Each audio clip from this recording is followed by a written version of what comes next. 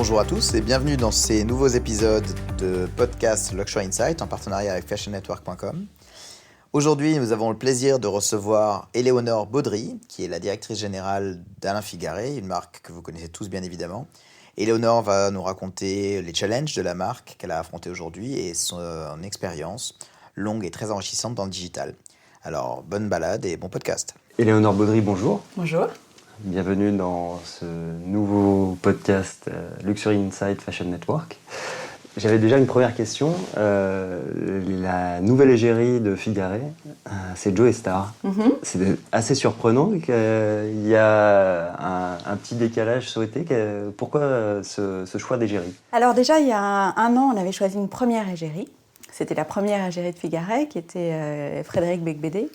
Et si on l'avait choisi, c'était pour l'irrévérence qu'il représentait.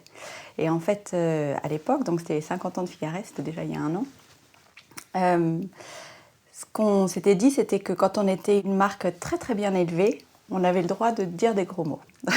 Et donc, on est allé chercher quelqu'un qui était très très bien élevé, mais qui avait qui était un peu piquant, irrévérent, avec Frédéric Becbédé.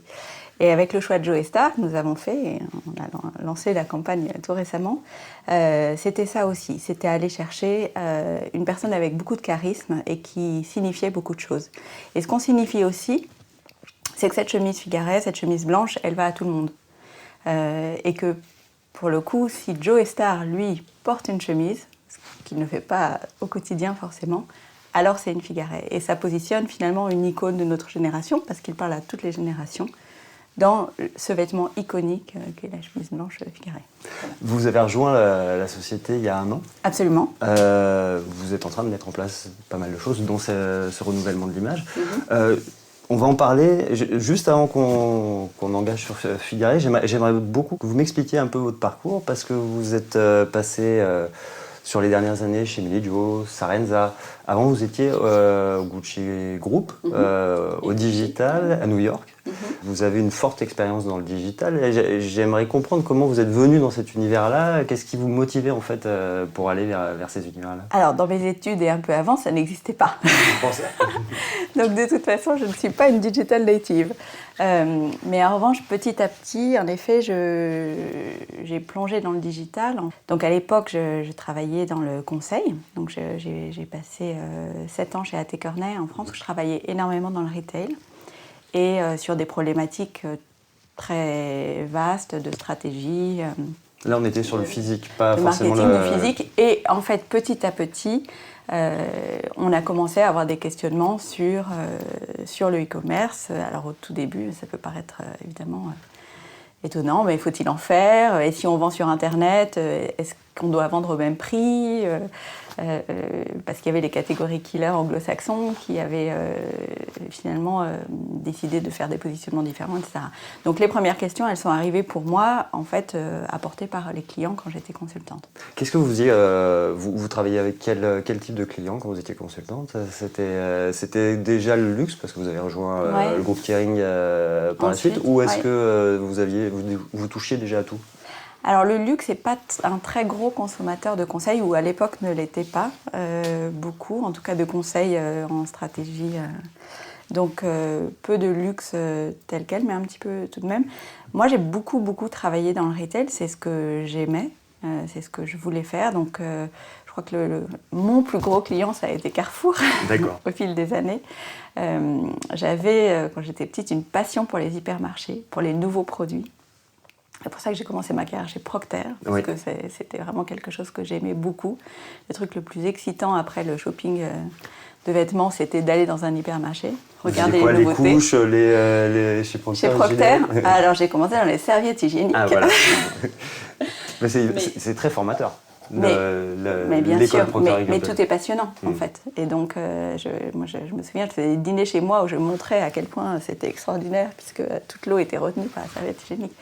Donc, voilà, donc moi j'aimais beaucoup ça, les nouveaux produits. Et puis ensuite, je me suis orientée vers le retail parce que finalement, je trouvais ça plus amusant de les vendre que de les concevoir en amont. J'aimais beaucoup finalement le contact avec le client. Parce qu'à un moment, vous étiez posé la question d'être plus sur l'amont, sur la conception de produits. J'ai commencé chez Procter, donc on était plus sur les produits. Et puis c'est l'inverse, en réalité, je me suis rendu compte que ce que j'aimais beaucoup, c'était le retail. D'accord. Passage du conseil à un très grand groupe, Kering, Gucci Group. Oui. Comment on intègre ce type d'univers, surtout quand on a travaillé beaucoup pour Carrefour? Qu'est-ce qu'on apprend dans ces maisons-là? Alors, comment est-ce qu'on passe? En fait, tout simplement, moi j'avais aussi beaucoup travaillé pour la Fnac, j'avais travaillé pour Redcats, donc c'est finalement mes clients qui m'ont fait venir à la stratégie. Qui à l'époque faisait partie du groupe Tout à fait, qui à l'époque PPR. faisait partie du groupe PPR, parce que je dis Kering, mais Oui, moi oui. à l'époque c'était PPR, absolument. Et donc j'ai rejoint de façon assez naturelle le groupe pour mener un certain nombre de missions stratégiques intégrées. Et j'ai travaillé en effet à la fois pour des enseignes comme Redcats, comme la Fnac, etc. et pour le luxe. Et en fait, c'est là où j'ai vraiment, à force de travailler pour le digital, pour Redcats, pour la Fnac, je me suis rendu compte qu'il y avait, finalement, il ne se passait rien chez Gucci Group. J'ai proposé à l'époque de commencer à regarder, donc aller rencontrer Saks.com aux États-Unis, NeimanMarcus.com, regarder ce que faisait Net-à-Porter. Et puis, j'ai présenté cette analyse à François Pinault, qui me dit c'est vraiment intéressant, vous devriez peut-être la montrer à Robert Paulette. Robert Paulette était le PDG de Gucci Group. Et donc, j'avais appelé cette présentation « Le luxe sur Internet, pedal to the metal or cruise control ». C'est-à-dire, soit on fait rien, ce que fait tout le monde, soit, si on y va, il faudrait vraiment y aller, et voilà comment je le ferais. Et je l'ai présenté à Robert Paulette, et ça a été une rencontre extrêmement importante dans ma carrière, parce que je le connaissais quand même très peu.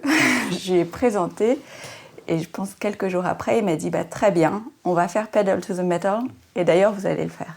Pourquoi c'était une rencontre si importante? Parce qu'il peut donner le feu vert, mais j'imagine qu'il y a autre chose derrière. Il y a une relation avec un dirigeant qui peut s'établir et qui peut apporter aussi, à titre personnel, des choses intéressantes. Ça a été extrêmement important pour deux raisons. La première, c'est qu'en effet, Robert Paulette a été pour moi un mentor incroyable. Ça a été vraiment génial de voir comment il dirigeait. Il dirige de façon très atypique. C'est-à-dire vous avez des exemples, des choses qui peuvent... Moi, c'est quelqu'un qui arrive, qui était PDG de Gucci Group et qui arrivait en vélo en sifflant au bureau. Dans un monde où l'apparence et l'appartenance à un certain nombre de codes est importante, donc lui était complètement... C'était pas la grosse voiture associée en dehors de tout ça. Quelqu'un d'extrêmement authentique, avec de vrais échanges, qui m'a tout de suite fait confiance. Je lui ai dit, mais vous êtes fou. Et puis il m'a dit, oui, non, mais je le savais, etc. Bon, ça s'est très très bien passé, on a vraiment très bien travaillé ensemble. Donc pour ça, c'était très important, parce que j'ai vraiment adoré travailler avec lui et tous les PDG des différentes marques pour lesquelles j'ai travaillé au sein de Gucci Group. La deuxième raison pour laquelle c'était très important, c'était la première fois que finalement j'ai créé mon équipe. Et j'ai créé une sorte de start-up incubée chez Gucci Group, puisqu'en fait, on a créé une petite organisation qui allait travailler avec toutes les marques pour lancer leur site internet, les accompagner dans leur communication sur internet, etc., alors que j'avais aucune équipe finalement encore.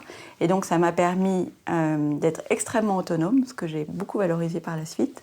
Freedom within a framework, c'était les phrases de Robert Paulette qui me guident encore beaucoup. Et puis ça m'a permis de recruter une équipe à mon image et d'avoir cette première équipe dont je suis encore très proche des années après, puisque on s'est dit, ce truc un peu fou de lancer des sites internet pour toutes les marques de luxe en 2007-2008, c'était très très tôt. Par rapport au reste du marché, au reste du marché du luxe, c'était plutôt compliqué, aux prémices de ce qui pouvait se faire. C'était tôt, c'était encore compliqué de lancer des sites internet. Aujourd'hui, c'est très facile. Donc voilà, et on l'a fait très tôt, on l'a fait avec cette équipe qui a très très bien fonctionné avec les différentes marques, et donc ça a été une expérience très importante et fondatrice pour moi. Comment on impose à des marques dont c'est pas du tout la culture une nouvelle façon de travailler, un nouveau canal de distribution, une nouvelle façon de présenter le produit, alors que c'est pour beaucoup des marques qui ont des décennies d'histoire. Comment on avance dans la relation avec les PDG, avec les équipes? C'est beaucoup de vulgarisation au sens très positif du terme. Donc, je communiquais énormément avec eux. Je présentais à chacune de leurs grandes réunions du COMEX. J'avais une petite heure pour leur présenter, mais c'était il y a très longtemps, donc je leur ai présenté Facebook, je leur ai présenté comment on faisait de la pub sur Google, voilà, donc pour faire en sorte qu'ils soient à l'aise avec le média et à l'aise avec le canal. Fallait pas que ça fasse peur en fait. Fallait pas que ça fasse peur, donc ça a commencé au niveau évidemment des PDG de chaque marque, et puis ensuite au sein de leurs équipes, de prendre en charge énormément de la partie technique, repoussante, et puis de les amener sur ce qui allait être très excitant, c'est-à-dire augmenter la visibilité de la marque et puis rajouter une boutique qui allait finalement, pour toutes, devenir leur plus gros flagship. C'est ce qu'on a vu. A priori, ça a bien fonctionné. Oui, ça a très bien fonctionné. C'est un univers passionnant, le luxe. Pourquoi vous avez quitté le luxe pour aller vers Sarenza, c'est ça hein? Oui, alors entre deux, j'ai rejoint Gucci. D'accord. Parce qu'en fait, au début, je travaillais pour le groupe, Gucci Group, et je travaillais pour toutes les marques, sauf Gucci, même si je travaillais un petit peu avec eux, mais parce que Gucci avait déjà son site internet qui fonctionnait bien, avec des équipes basées aux États-Unis. Oui. Donc moi, j'étais plutôt basée en Europe, même si j'allais énormément aux États-Unis. Voilà. Et en fait, un jour, il y a eu un changement dans les équipes, et donc le PDG de Gucci m'a dit, écoute, je cherche quelqu'un pour reprendre. Je veux tout refaire, il faut refaire le site, tout développer, lancer la Chine, le Japon, etc. Je cherche quelqu'un pour le faire, mais c'est un job basé à New York. Je dis, écoute, je pense à quelqu'un. Donc, j'ai rejoint Gucci, partie aux États-Unis, et pendant 2 ans, fait ce que je viens de vous dire. C'est-à-dire, on a refait le site entièrement, le rendre multilangue, on a ouvert plein de pays. Du coup, travailler aussi sur l'ouverture sur de nouveaux marchés. On travaillait la Chine, Qui en 2010 c'était encore un marché très prometteur et pas forcément saturé. Absolument, c'était très important d'y être, mais on ne savait pas trop comment le faire, etc. à l'époque. Donc 2 années extraordinaires, personnellement, parce que emmener toute sa famille aux États-Unis pendant 2 ans, c'était vraiment génial. Et puis également très excitante, parce que c'était un moment vraiment, vraiment intéressant. J'ai ouvert pour la première fois la page de Facebook de Gucci, donc avec justement mon DIRCOM qui disait mais t'es sûr qu'il faut faire ça? Je dis oui, je crois que c'est bien. Est-ce que c'était pressenti déjà de l'importance du site internet, mais des réseaux sociaux aussi? Il y avait déjà ou est-ce que c'était vu de oui c'est bien, il faut l'avoir, mais c'était un peu Éléonore qui faisait ça dans son coin. D'accord. Pour être honnête. Et puis, quelques mois après, oui, tout le monde trouvait ça génial, etc. Mais il y avait quand même une petite acculturation, parfois un petit peu en décalé. Quand il y a eu les premiers retours, là, ça a décanté les choses. Une fois que c'était bien. Mais c'est pas grave, ça m'inquiète jamais. Voilà, c'était important d'aller vite, d'être là, et quitte à ce que, en interne, je continue à faire ce travail d'éducation sur les réseaux. Et vous, à titre personnel, le fait de partir, de quitter la France, de partir aux États-Unis, qu'est-ce que ça vous a apporté dans votre parcours d'entrepreneur, de manager? En fait, déjà, moi, j'avais l'impression d'être hyper américaine, parce que j'avais bossé chez Procter, j'avais bossé chez Kearney, donc je me disais que ça allait être piece of cake. Et en fait, j'ai réalisé très très vite que pas du tout. On n'a pas la même culture. Que pas du tout. Voilà, qu'il fallait quand même que, même si je parlais bien la langue, il fallait que j'apprenne à travailler avec les Américains. Donc ça, c'était très très bien. J'ai beaucoup aimé, mais j'ai dû reconnaître que c'était pas tout à fait pareil que travailler avec les Français. Donc il y avait certaines différences que j'ai intégrées. C'est apprendre un autre marché, une autre culture. Donc en termes de parcours professionnel, c'est génial. Et comme je disais tout à l'heure, en termes de parcours personnel, c'était un rêve d'aller vivre à un moment aux États-Unis, à New York si possible, donc c'était vraiment chouette. Ça a été validé. Oui, exactement. Vous revenez en 2010, 2011 oui. sur la France? Oui, et alors donc moi, j'ai adoré toutes ces années. J'avais une petite frustration, c'était justement de ne pas être core business, c'est-à-dire que entre un investissement en Chine où on ouvrait 10 boutiques par mois chez Gucci ou un investissement dans le digital, ou entre prendre 3 pages dans le Vogue et augmenter mes dépenses sur Google, les arbitrages étaient souvent défavorables pour moi, parce que... ça a changé, hein? Ça a évidemment énormément changé, mais bon, à l'époque, c'est vrai que j'étais... on était contente que je fasse tellement de ventes, mais c'était pas encore la première priorité en termes d'investissement. C'est pas un pilier encore de la stratégie. Voilà. On le disait, mais c'était pas encore complètement ça. Et donc, quand je suis revenue en France, ce dont j'avais envie, c'était d'être dans une structure où le digital était vraiment core business. parce que c'est ce que j'aimais faire. Et peut-être aller chercher un petit peu d'agilité pour voir comment est-ce qu'on pouvait pousser quand on avait tous les leviers. Et donc j'ai rejoint Sarenza dans cette optique-là. C'est à la fois un autre marché, à la fois une autre taille d'entreprise quand vous les rejoignez. Oui, c'était tout petit. C'était tout petit. Comment ça s'est passé pour vous? Peut-être le fait d'avoir eu cette période start-up avec Gucci Group vous a aussi aidé pour intégrer cette structure-là. Expliquez-moi un peu cette période. Alors d'abord, petit choc, parce qu'on arrive corner office sur la 5e avenue chez Gucci, son assistante, sa salle de réunion, etc. Et puis tout à coup, on a son bureau Ikea dans l'open space. Donc voilà, ça prend quelques jours et puis après, c'est très bien. Oui, c'est un gros changement de mindset, mais c'est ce que j'aime. C'est-à-dire, on est à un niveau où on peut d'abord tout voir, parce que la taille permet de connaître tout le monde. Savoir ce qui se passe. C'était combien de personnes à l'époque À l'époque, je pense que c'était 80 personnes ou une centaine de personnes. D'accord, et ils faisaient combien de 80 millions. Ouais. Donc c'était encore une structure sur laquelle vous pouviez avoir toute la visibilité. Les manettes sur ce dont je m'occupais à l'époque, c'était l'international, puis le marketing et les ventes en fait. D'accord. Et donc le changement de taille, pour vous, qu'est-ce que ça a apporté d'avoir les mains justement sur une structure beaucoup plus facile à diriger finalement? C'est ça, c'est le plaisir d'agir, d'être aux manettes, en contrôle, et puis d'être à la fois responsable, mais aussi d'avoir la joie de voir que ce qu'on fait porte ses fruits. Et puis la joie du digital aussi, c'est que ça va très vite. Oui. C'est-à-dire on change quelque chose sur le site, en 48 heures, on peut déjà voir si c'était une bonne idée ou pas, etc. Et c'est assez génial. Alors c'est vrai, quand on est sur un réseau intégré, ce que j'ai chez Figaret, je peux aussi faire ça. Oui.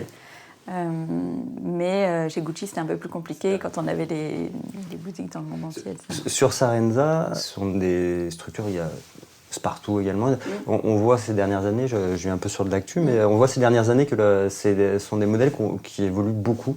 Comment vous voyez l'évolution de ces plateformes-là finalement? Je ne suis pas très optimiste. Oui. Pourquoi? Je ne suis pas très optimiste. Parce que je crois que c'est assez compliqué pour ces plateformes-là de résister par rapport à des acteurs beaucoup plus gros. Et que pour résister, il faut avoir une énorme equity de marque. Et que je crois qu'aujourd'hui, il n'y a pas sur ce créneau de marque qui ait su construire ça. Mais c'est pour ça qu'il y a certainement le rapprochement avec des acteurs physiques pour la plupart de ces... Inexorable. Oui. Ça, c'est un chemin qui est obligatoire pour renforcer le potentiel de ces sociétés. En tout cas, c'est ce que nous montre le marché. Oui, c'est sûr. On le voit, ces rapprochements-là de plus en plus fréquents. Ouais. Le monocatégorie, justement, comme ça, quand vous y étiez, il n'y avait pas de question sur le fait d'ouvrir. On est resté sur la chaussure ou c'était quelque chose D'abord, c'était une belle époque. Moi, j'ai connu l'époque de forte croissance. Ouais. Donc, on ne se posait pas vraiment la question, un petit peu juste avant mon départ, parce qu'évidemment, le fait d'ouvrir à d'autres catégories augmente la fréquence d'achat, donc permet ce qui est quand même très cher, c'est de recruter des clients. Donc une fois qu'on les a dans la base, c'est plus facile de les faire revenir. Et donc plus on a de catégories, plus on les fidélise et ils reviennent. Mais à l'époque où moi j'y étais, non, on était dans l'euphorie de la croissance, l'ouverture de pays, j'en ai ouvert beaucoup. Ouais. Puis voilà, d'un business qui était relativement sain à l'époque, et donc l'idée c'était de le faire. Sur ces business-là, c'est forcément des acteurs qui seront continentaux, qui pourront s'en sortir, ou est-ce qu'il y a la place pour des acteurs nationaux, locaux Européens forcément, bien entendu. Je suis pas sûre qu'on puisse se contenter de la France, parce que après, assez rapidement, quand on a un seul pays, en fait, on est attaquable, en fait. Donc c'était un petit peu la réflexion qu'on s'était faite à l'époque. Donc, un des aspects qu'on évoquait avec le rapprochement de Sarenza depuis avec le groupe Monoprix ou d'André et Spartoo, un des aspects c'est justement d'avoir finalement de l'omnicanal. Vous avez basculé vers cet univers-là en rejoignant le groupe Experience Capital Partners. Absolument. Ouais. Ça s'est passé comment ce rapprochement avec le fonds et expliquez-nous un peu ce que c'est finalement, parce que tout le monde, c'est un acteur qui est très présent. On sait qu'il y a des participations dans plusieurs belles entreprises françaises, le Slip français, Sessoun, Balibaris, Absolument. Expliquez-nous un peu comment ça s'est passé ce rapprochement pour vous, comment vous avez rejoint cette équipe. Alors, pour la petite histoire, j'avais été identifiée par EPI à l'époque pour reprendre Figaret. Il se trouve qu'au même moment, ils ont décidé de vendre Figaret à Experience Capital. Donc, tout à coup, c'était un petit peu plus compliqué de me recruter. Mais ils m'ont dit, allez voir Experience Capital, c'est une super équipe. Moi, c'est une équipe que j'avais identifiée. Ils avaient fait un article dans Le Monde, je me souviens que j'avais lu, et je me suis dit, mais ce truc est pour moi. C'est à la fois... le luxe abordable, c'est aux confins du luxe et du mass que j'ai fait chez Sarenza. Et donc, avec cette équipe incroyable, donc ça me tentait. Je les ai rencontrés. L'équipe, Emmanuel Prader, Frédéric Bius et Elie Koubi. Ouais. Donc, bon, les meilleurs du secteur. Et donc, je les ai rencontrés. Et finalement, en effet, à l'époque, je n'ai pas rejoint Figaret comme PDG, mais parce qu'il y avait un autre plan qui finalement ne s'est pas fait. Mais long story short, finalement, ils m'ont dit, mais en revanche, rejoins-nous, parce qu'on met en place quelque chose de très atypique dans les fonds, mais qui est des experts pour chacun des métiers qui nous semblent clés pour accompagner nos marques. C'est un fonds qui est très impliqué dans l'opérationnel, c'est leur force, avec des super experts sur chacun des sujets. Et donc, je les ai rejoints en tant qu'experte marketing et digital du fonds. Ça, c'était il y a 3 ans et demi. Et donc, pendant 2 ans et demi, donc, j'ai accompagné. Alors, on a fait aussi pas mal de sourcing, d'analyse du marché. J'ai rencontré aussi beaucoup d'entreprises potentielles pour un investissement, parce que je suis arrivée au début du fonds. Et ensuite, j'ai accompagné chacune des marques, donc que ce soit Balibaris, Figaret énormément, puisque j'étais déjà directrice du board de Figaret, donc je m'en occupais un petit peu plus que les autres.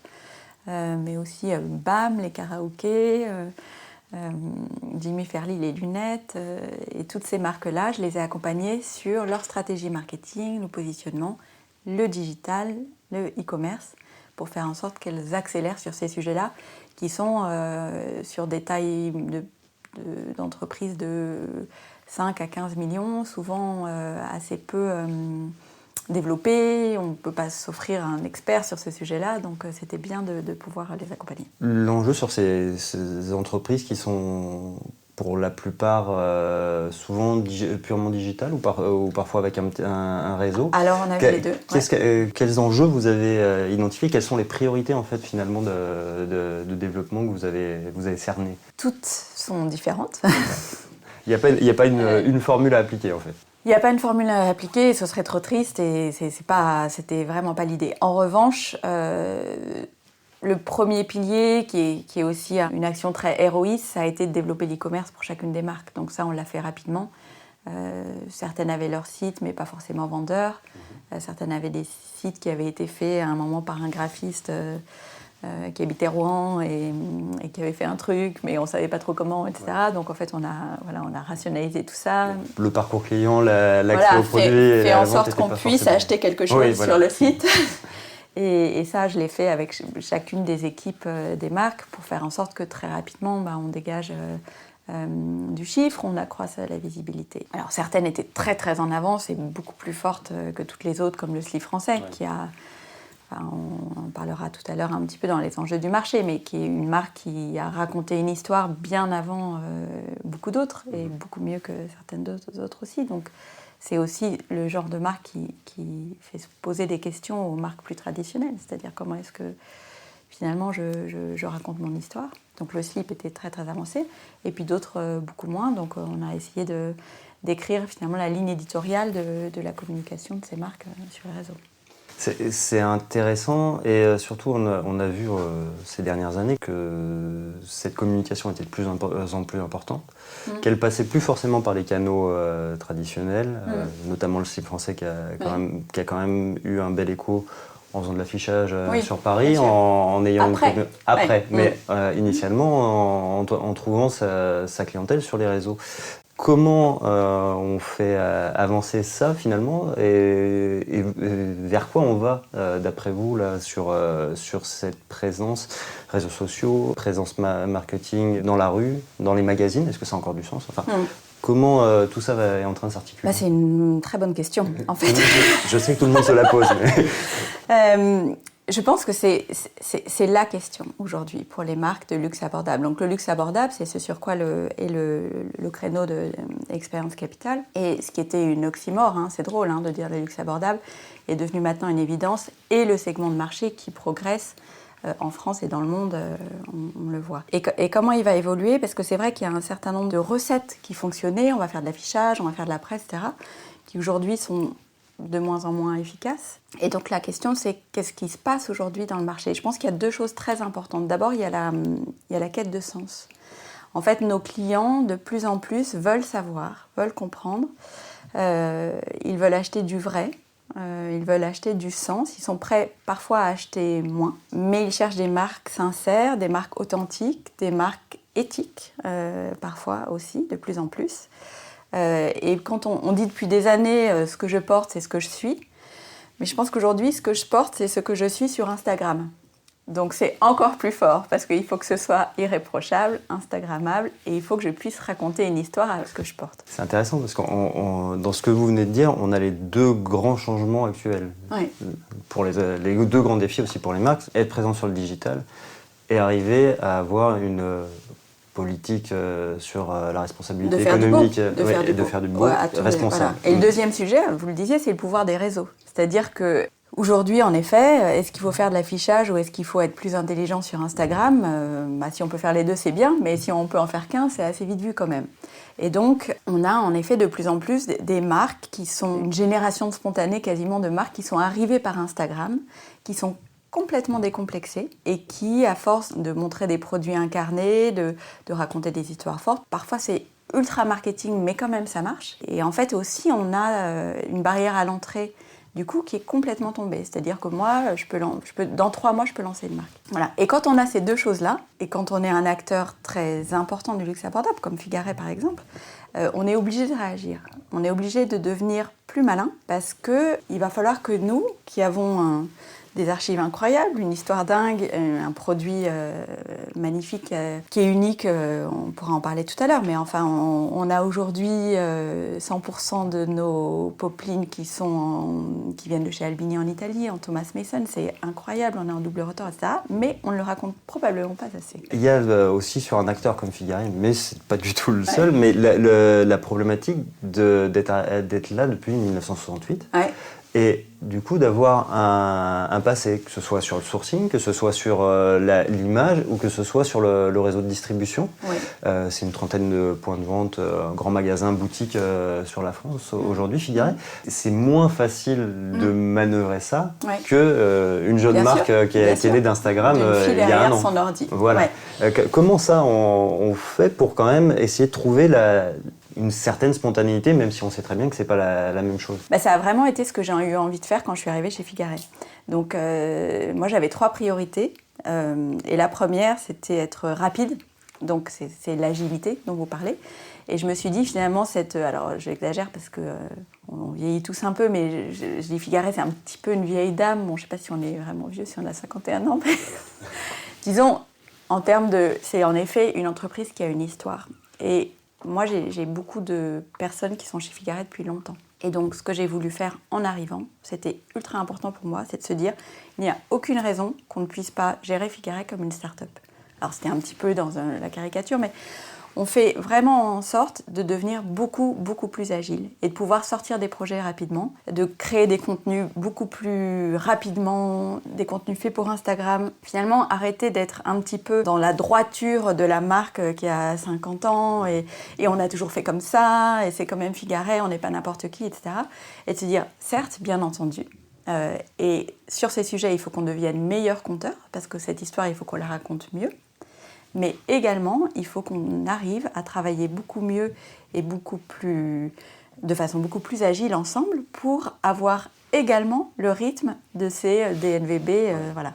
Et évidemment, quand on allie et la tradition, le savoir-faire, la qualité et l'agilité en communication, en marketing, là on devient très fort. Et là on réinvente justement les marques, les story brands, les marques qui savent raconter des histoires, tout en étant des marques très fortes avec des archives. Mais actuellement, on le voit, la grosse problématique pour nombre de marques, c'est à la fois d'adapter leur réseau, un nombre de boutiques est parfois un peu compliqué à gérer avec l'évolution de la consommation qui va vers de l'internet et plus peut-être de sens justement, donc moins d'achats, des sélections. Et le fait d'être en relation avec son client historique, aussi de ne pas le perdre, tout en essayant d'aller chercher de nouveaux clients sur Instagram ou sur d'autres réseaux sociaux. Ça, pour Figare, comment vous l'avez senti et comment vous prenez en compte le client historique finalement? En ayant des super équipes en retail. Voilà, chez Figare, moi j'avais 3 priorités. Je dis la première c'était d'être rapide, mais la deuxième c'était le retail. Donc le retail a un gros enjeu chez nous. D'abord, demain, je réouvre la boutique de la Madeleine et donc j'aurai à ce moment-là refait toutes les boutiques de Figare. J'en aurai déjà plus une qui s'appelle Alain Figare et surtout plus une qui a l'ancien concept qui était charmant mais qui manquait un petit peu de modernité. Et donc petit 1 d'avoir cette boutique qui permet d'accueillir à la fois les anciens et les nouveaux clients et 2 de travailler comme on l'a fait depuis 1 an avec ma directrice retail, avec les équipes, pour les accompagner dans une façon de continuer à accompagner aussi bien qu'ils l'ont fait, parce qu'on a une clientèle historique extrêmement fidèle, qui revient parce que le produit est génial et parce qu'ils trouvent un bon service. Voilà. Et ça, il fallait absolument pas le perdre. Mais également créer ce qu'on a appelé ensemble les expériences fantastiques pour les personnes qui vont arriver chez Figare et qui vont être rentrées parce qu'il y avait Joe Star ou parce qu'ils ont vu un de leurs potes porter un col droit à une soirée, etc. Et cela, on va les accompagner de façon très différente. Et bien entendu, c'est un gros challenge du retail de savoir gérer une population donc ça veut dire de la formation aussi de la l'équipe formation, retail un cérémonial de vente qui peut être un petit peu différent sur l'accueil, mais après, évidemment, on reste très homogène parce que finalement, c'est la signature Figare qui prévaut. Et puis d'accompagner nos clients de façon, je le disais tout à l'heure, on a eu les DNVB qui nous apprennent à arrêter d'être trop engoncés. Et donc, il faut aussi le faire, nous, dans nos boutiques. C'est-à-dire permettre tout simplement à mes vendeurs d'être authentiques eux-mêmes et bien entendu à intégrer les codes de la maison, mais aussi savoir créer une vraie relation avec leurs clients. Quand on achète une chemise, il y a plein de très très belles histoires. On achète une chemise pour se marier, on achète une chemise pour un premier job. J'étais il y a quelques mois avec je vais souvent en boutique le vendredi, une maman et son garçon qui achetaient une chemise pour son entretien à HEC, etc. C'est des moments incroyables. Donc si ça se passe bien, ce moment-là en retail, alors vraiment on se souviendra qu'il s'est passé quelque chose chez Figare. C'est créer cette relation-là sur le long et ça, terme. ça se fait si on permet justement à ces équipes de vente d'être authentiques. L'omnicanal, on a parlé, comment on met ça en place finalement pour qu'il y ait cette cohérence? On voit que c'est le grand discours, avoir une stratégie omnicanal, fluide, sans couture, c'est beau à dire, mais concrètement, techniquement, en termes d'investissement, c'est souvent compliqué à mettre en place. Comment on le met en place de manière la plus intelligente? On y est presque. Mais c'est toujours beaucoup plus long que ce qu'on voudrait. On essaye d'être très agile et mes équipes me suivent vraiment sur ces sujets-là, mais on y est presque. On a travaillé évidemment le click and collect. On a un site qui a l'intégralité de l'offre qui permet de compléter, parce que c'est vrai qu'on a 250 références de chemises hommes, donc avec beaucoup de tailles, 3 coupes. On a aussi plus de 60% des références qui sont disponibles en grande longueur de manche pour les grands. Donc ça fait beaucoup de références. Donc pour nous, il était important, si jamais une boutique n'avait pas la référence, de pouvoir la commander et la faire livrer soit chez le client, soit à la boutique. Et donc on a équipé, ça commence dans les jours à venir, nos boutiques d'un système de prise de commande sur tablette pour pouvoir compléter. On intègre le mois prochain notre CRM online et offline, donc on avance bien. Ce sont des projets que je connais bien. C'est ultra important évidemment de pouvoir comprendre les chemins d'achat de nos clients, quels que soient les canaux, et on y est presque. C'est assez lourd à mettre en place tout ça. C'est toujours un peu plus lourd que ce qu'on pense. Mais on est obligé. Ah bah bien sûr. Ouais. La prochaine étape, vous qui avez vu évoluer depuis 15 ans l'univers digital, la relation entre le digital et le retail au sein des marques, luxe accessible, des marketplaces. La prochaine étape pour vous, on va vers quoi là, sur cette imbrication Je pense qu'aujourd'hui, on le bricole un petit peu. Donc même si on a des très bons outils, on va avoir des tablettes qui vont envoyer les informations à la caisse, mais qui ne sont pas complètement connectées. Enfin, on travaille avec des API, etc. Je pense que la prochaine étape, c'est que ce soit complètement agnostique, c'est-à-dire que la caisse puisse justement prendre des commandes web et que ce ne soit pas par un petit outil déporté, qu'on ait cette vision complète, peut-être de la reconnaissance dès l'entrée du magasin, du client. Ça se fait en Chine. Voilà, c'est pour ça que qui va nous permettre probablement peut-être de mieux le servir. Donc, on peut avoir des interrogations sur la finalité de tout ça. Je sais pas, et puis de toute façon, alors à la fois c'est très bien de savoir ce qu'il a acheté par le passé, mais à la fois il faut aussi se reposer la question, est-ce qu'il fait toujours la même taille, est-ce qu'il a changé de goût, est-ce qu'il connaît les nouveautés Ce que vous dites, c'est que toutes ces infos, ces datas qu'on peut collecter, elles sont utiles que si on les remet à jour avec un échange direct en fait. Oui, je crois. Ouais. Vous êtes dirigeante d'entreprise, mais vous êtes aussi business angel. Un peu. Un peu. Est-ce que vous pouvez me raconter ça ? Quel type de société vous suivez ? Et pour vous, quel est l'intérêt d'être business angel ? Alors, je le fais vraiment on my spare time. J'ai beaucoup arrêté quand j'étais chez Expérience Capital parce que c'était mon métier d'investir dans les entreprises. Donc, j'avais l'impression de faire un peu doublon. Ouais. Mais je l'avais fait un peu avant et puis là, je trouve ça très intéressant, je viens de faire un petit invest. En fait, moi, je suis quelqu'un de très curieux et j'adore rencontrer des entrepreneurs qui me racontent leur histoire et essayer de sentir si je me dis que ça peut éclore et également, parce que maintenant, je pense, et je trouve ça vraiment très bien, il faut que la rencontre, elle soit productive des deux côtés et l'argent ne manque pas. Mais en revanche, voilà, l'argent intelligent, c'est un peu mieux. Oui. Et donc, je me dis, voilà, si jamais j'investissais chez eux, de quoi est-ce qu'on pourrait parler ensemble quand on prend un café de temps en temps pour voir où ils en sont. Voilà, donc j'ai fait quelques investissements. Et concrètement, ça se passe comment ? Vous êtes au board chez eux ? Ça dépend de... Non, j'ai pas le temps de faire ça. Oui. En tout cas, jusqu'à maintenant. Vous les suivez avec Mais des échanges... je les ai suivis. Par exemple, j'avais investi dans Back Market, qui a fait un parcours génial, mais c'est une équipe dingue. Et donc là, quand j'avais eu un petit peu de temps, juste avant de rentrer chez ECP, j'avais pu passer un peu de temps sur justement leur développement international, qui était un sujet que je connaissais bien à l'époque. Mais je le fais plus de façon ad hoc quand j'ai un petit peu de temps et qu'eux ont un besoin, plutôt que de façon récurrente. Voilà. Donc j'ai fait, des investissements parfois un peu dans des vitamines...